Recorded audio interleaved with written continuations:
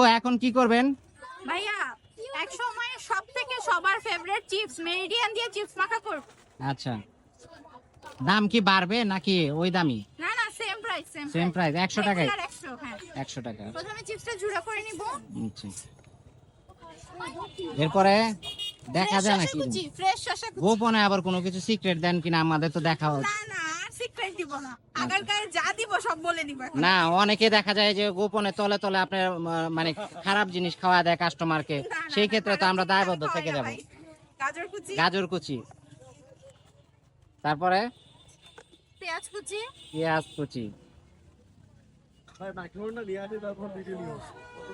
ধনিয়া পাতা কুচি, ধনেপাতা, মরিচ কুচি, মরিচ, ক্যাপসিকাম কুচি, ক্যাপসিকাম, লেবুর রস। লেবুর রস। আচ্ছা, যারা মনে করেন দুই একটা আইটেম ঝুরি স্কিপ ভাজা। ঝুরি ভাজা, আচ্ছা দুই একটা আইটেম স্কিপ করতে চাইলে, যেমন অনেকে পেঁয়াজের স্মেলটা পছন্দ করে না, সেই ক্ষেত্রে কি কাস্টমাইজ করা যাবে কিনা? অবশ্যই কাস্টমাইজ করা যাবে, যে যেটা খাবে না সেটা বাদ দিয়ে দিব, বাদ দিতে সমস্যা হবে, নেই। আচ্ছা।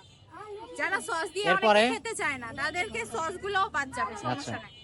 এরপরে কি এটা হচ্ছে দিচ্ছেন? বিট লবণ, বিট লবণ, চাট মশলা চাট মশলা, দেব হচ্ছে চিকেন ঝুড়া, চিকেন ঝুরা,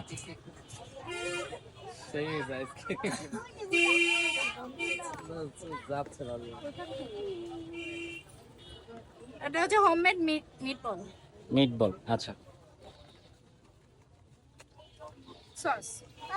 আপু মনে হইতেছে ঝাঁকা যখন দিলেন মনে হইলো ভিতর থেকে সব লাভ দিয়ে উঠে যাবে, জীবিত রয়েছে নাকি? সব জীবিত আছে, সব জীবিত আছে। হ্যাঁ। এখন কি দিলেন? রং? না না, অবশ্যই না, এটা হচ্ছে গিয়ে tomato sauce, tomato sauce, homemade mayonnaise, homemade mayonnaise, special sauce. Special sauce. শেষ। চামচ দাও। আর কিছু দিবেন? হ্যাঁ অবশ্যই, এখন দিতে হবে ঘুটা ঘুটা। মানে লাড়াচাড়া দিতে হবে নাকি? তিনি সারা দেন না। আচ্ছা, মোটামুটি কত আইটেম দেওয়া হলো আপু?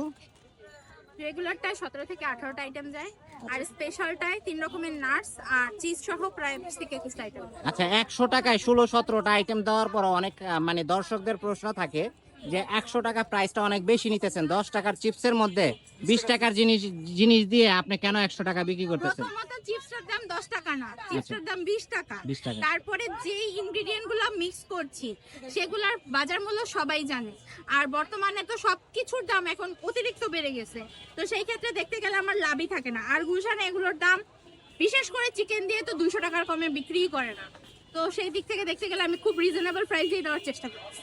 আচ্ছা, হয়ে গেছে না? হয়ে গেছে।